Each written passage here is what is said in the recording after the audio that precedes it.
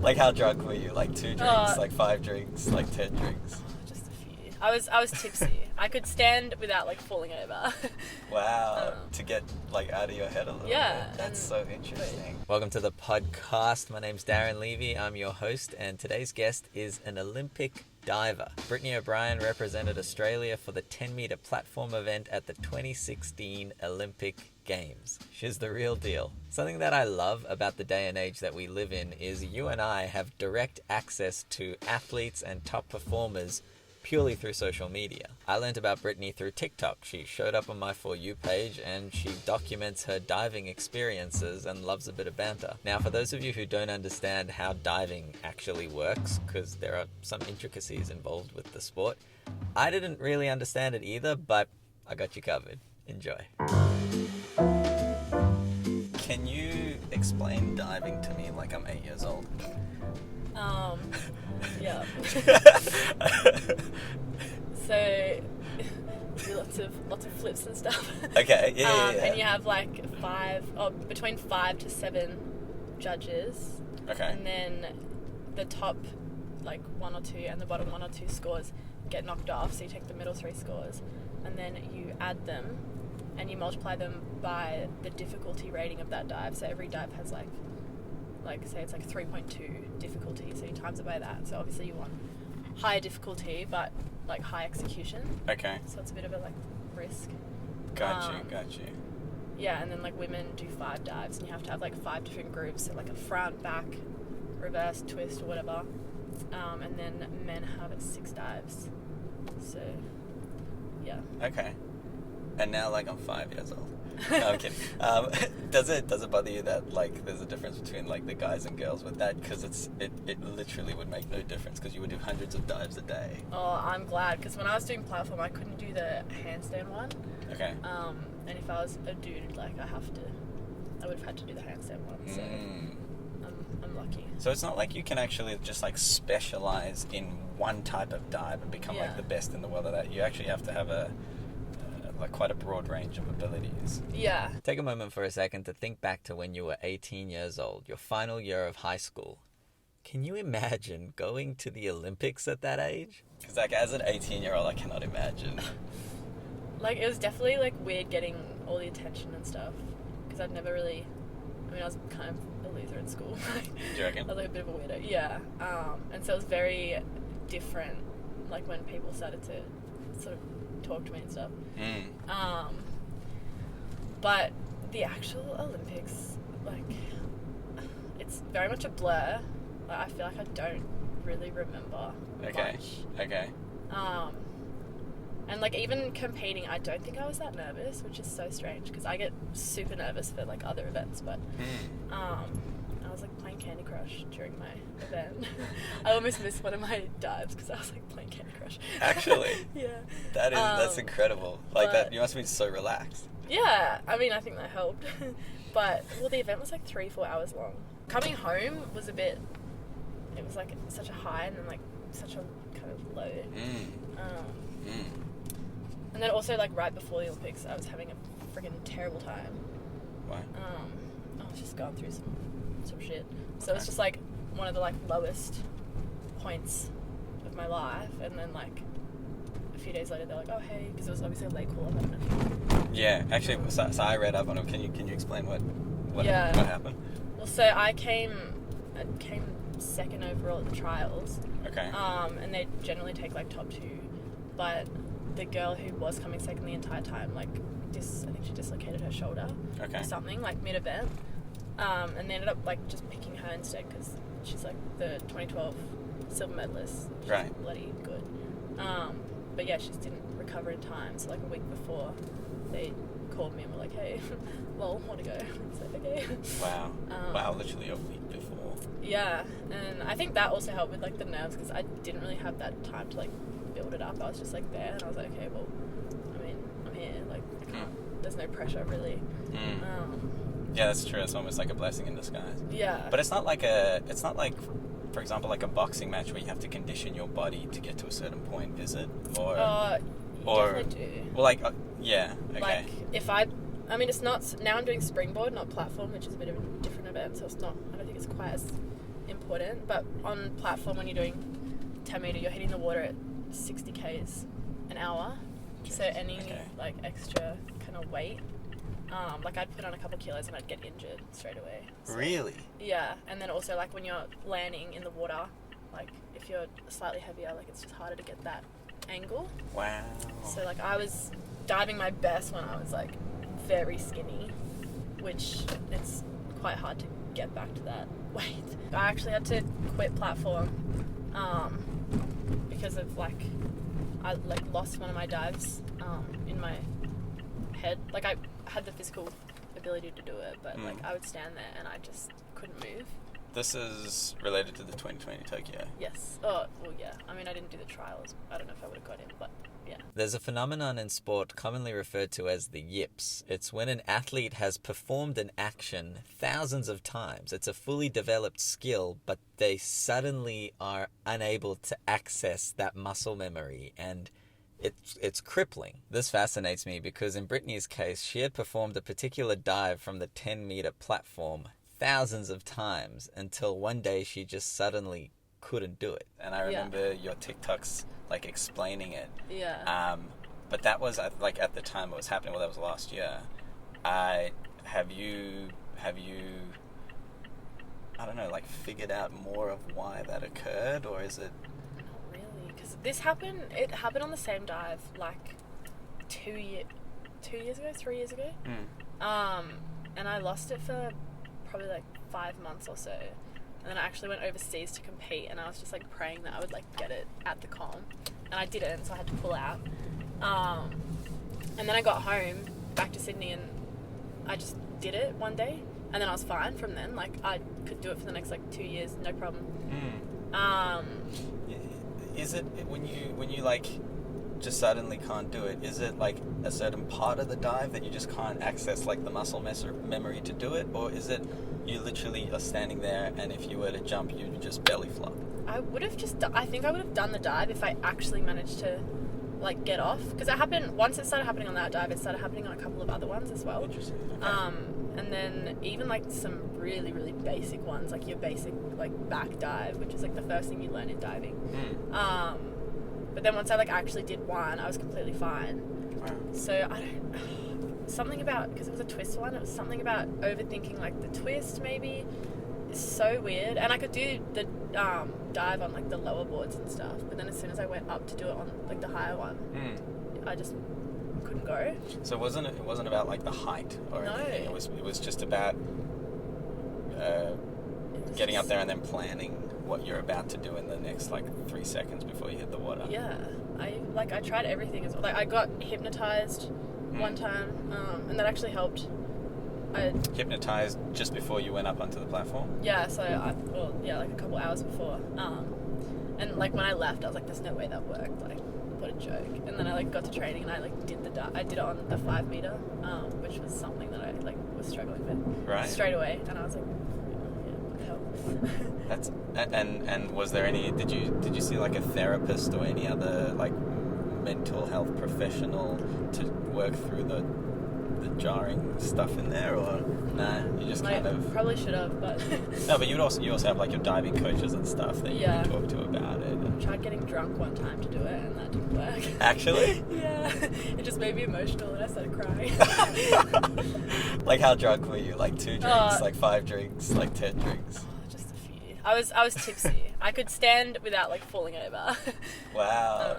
Wow. Yeah, no, to get like out of your head a little bit. That's so interesting. But it didn't work.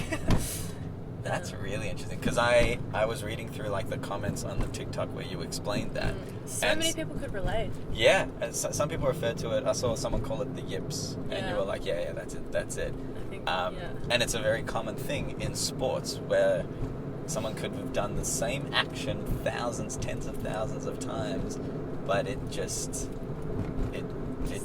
one day. Yeah. Do you reckon it could be related to like other stuff that's happening in your life at the time? So completely unrelated to that, but just like, I don't know, maybe like for example, my dog Polo passed away earlier this year, and it was very sad, and it's like the first time I've lost like like I've never lost any like close family or anything like that.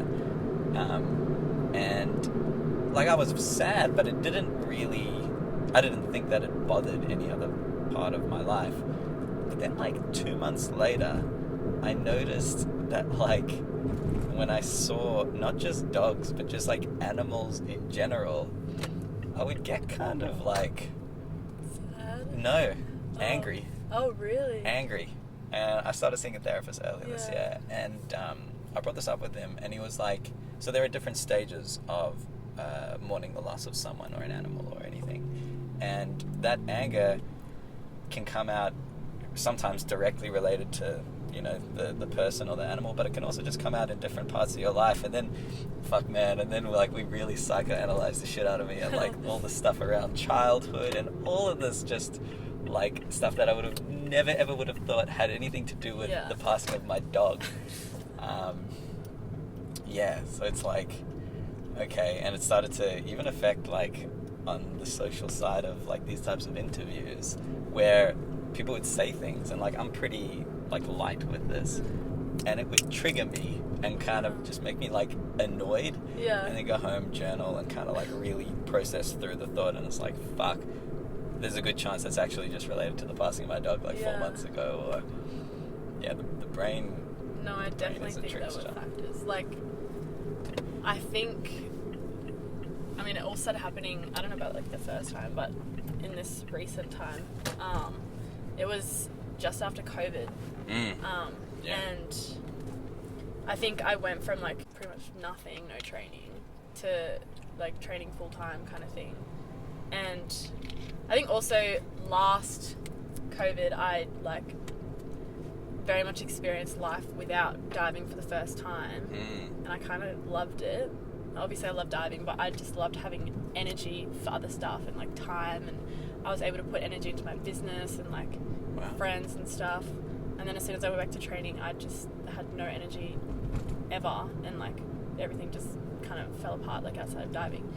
And I think maybe, like, a part of me was like, I don't want to do this.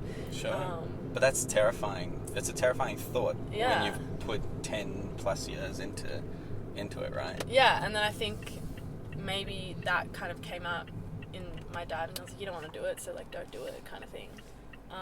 Is that why you changed from 10 meter to, was it 3 meter or 5 meter? 3 meter now, which I love. I actually love I'm very inexperienced, but it's so much more chill. Just, it's a lot easier to train, but a lot harder to compete than platform, because you've got the added element of the bouncy springboard. And are there more people that are doing it?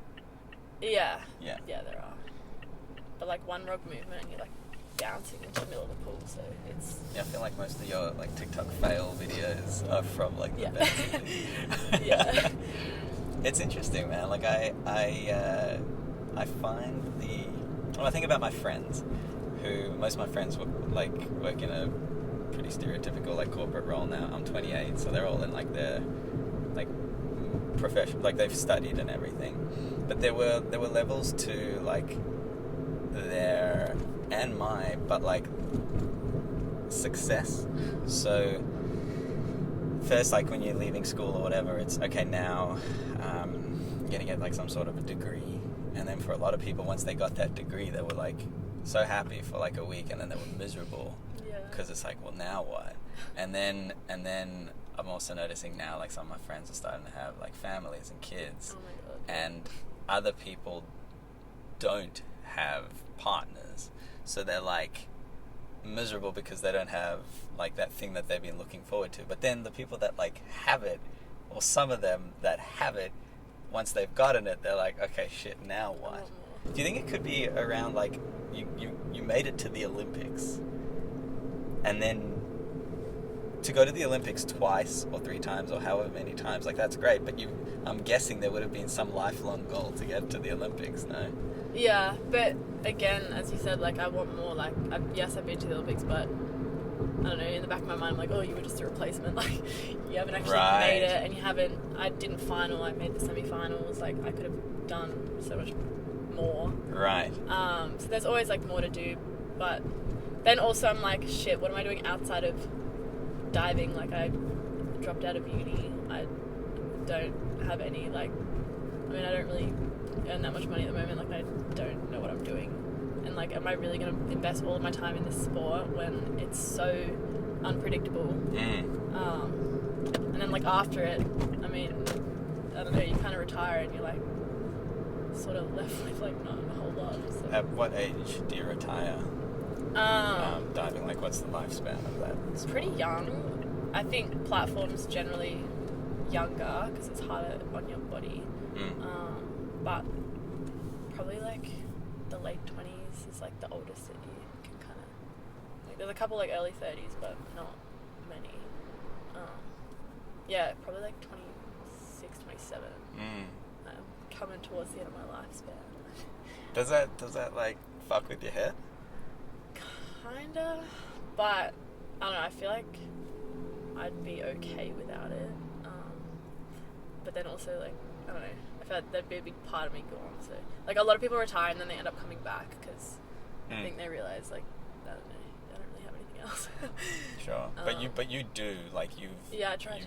You've diversified, like, really, really well. Yeah. At least in my opinion, I think, like, with what you've got a business. Because Brittany trains twice a day, it doesn't really leave time for full-time work, let alone part-time work for that matter. So she has a pretty brilliant jewelry brand called Draco Jewelry. And with her TikTok following of over 500,000 people, she regularly works with brands to promote products and events. I've just signed with an agency though. So that's, I think, gonna try and, like, take some stuff, like, stress of, like, trying to actually find collabs and stuff. But, like, negotiate as well. People didn't really take me seriously when I was just, like, doing it myself, and I'd get very much, like, screwed over, I think. Brand deal wise? Yeah. You know, I've never done a brand deal. Really? Yeah. It's like I have this, like, romantic thing around. It comes from, like, when I worked, like, this corporate job for 3 years. I hated the fact that, like, you're only as valuable as, like, the income. Like, you're extremely replaceable and all this kind of stuff. Yeah. So I was like, all right, well, like, if I was ever to do it, or if I was ever to, like, have a business or earn an income without an employer, I really just don't want somebody to say, you get X amount of views, this is what you're worth. So whenever I, like, have some sort of interaction with the brand, I always, like, I want, like, 2-3 times as much as what they're offering, and I'm like, one day I'll be relevant enough, and they'll just be like, okay. Do you know what I mean? Yeah, but then it's good because you just stay authentic as well. Like, I think a lot of people see brand deals and they're like, oh fuck, she's a sellout. I think it's changing. I think people are becoming a lot more understanding that, okay, this is just part of their job. Do you like being recognized in the streets? Like, it definitely happens. You have the following for it. When someone's like, oh my god, like Brittany, or if they're like, oh my god, the diver chick. It does happen, but not as often as, like, a lot of my friends, even once you have, like, less followers. I think a lot of my followers are from overseas as well. I like it. I think I'd get pretty annoyed if it was, like, everywhere I went kind of thing. Okay. But the amount I get is, like, good. It's a bit of an ego boost. So you like being famous? Oh my god. So famous. It's like when I'm with, it was so embarrassing. I was with my boyfriend's family. Yeah. And, like, I don't really know them very well. Okay. And they don't know that I do, like, TikTok and stuff. They just know I, like, dive. And we were getting ice cream, and these girls started, like, taking sneaky photos of me. Right. You saw it was happening. Did your boyfriend's family see it happening? No, I, like, whispered it to my boyfriend. Okay. And then he announced it at the table, and they all, like, turned around and like, why are they taking photos of you? And I was like, oh, TikTok. And they're like, oh, can you explain? I had to, like, show them my TikTok. Are they like, that's fucking weird, or? No, I think they were fine with it. Yeah. But no, it was just awkward. But it's weird. I'm, like, right? I'm very embarrassed of my TikTok. Why? Like, I don't it's know. So fucking entertaining. I don't tell people that I do it. Why? I don't know. Like, people ask what I do for work, and I'm like, oh, like, I coach and I dive. That's it. I don't know. I just, I don't. I think it's something that's, like, especially, so it's one thing if you're, and I'm going to use myself as an example. It's one thing if you're like me and you're like I acknowledge that I don't really have any, like, talent. I'm a good editor. I can have a conversation with people, but everybody talks, right? I don't have like a skill or driving. Hey, look, you know. I only got in like nearly 5 accidents. Yeah, nobody will really see that side of it. But no. Like I acknowledge that I don't really have like a skill that I've worked on for 10 years or however many years. So I'm like, okay, if I want to actually do this full time, I really have to work my ass off, and I have to like content output and all this kind of stuff. But when you have, obviously, like, you have the skill that you work on in your private life, and then you just kind of like showing parts of that, those are the people, and look, this is a personal thing, those are the people that I like to follow the most, because it's yes, they're making like a profile online, because that's just something that we do in 2021, but they also have like this skill, and I think it's so cool. I genuinely, I'm not saying this to pump your tires, I think it's something you should be so proud of. What you're saying before about like how having sort of like a talent, I guess, like helps. I mean, I feel like I don't really put that much effort into social media. Like, I just post what I do, and then it just happens to like do well. Exactly. Yeah. Which is so helpful because I'm so lazy. That's not normal. Like that's because you're interesting, right? I hope so. So yeah, that definitely helps a lot. Yeah, my parents are a bit the same. I mean, they've sort of come around to it now, but at first, when I started like making a bit of money from it, they were like, "It's not sustainable. You need to go back to uni." Isn't it funny how like you'd think once you make $1 from it, they'd be like, "Holy fuck! If you can make $1, you should be able to make $2 and then $10 and $1,000." But it's starting to understand now. I think people like Brittany represent this new wave of athletes, these top performers who can dedicate their life to their craft, but also document the process as it's happening in real time, so you and I can watch it all unfold. This brings us closer to the action on a day-to-day basis, and it's also contrary to the old school media coverage, which was kind of sporadic and only ever followed a select few athletes. It's cool shit. What a time to be alive. See you next time.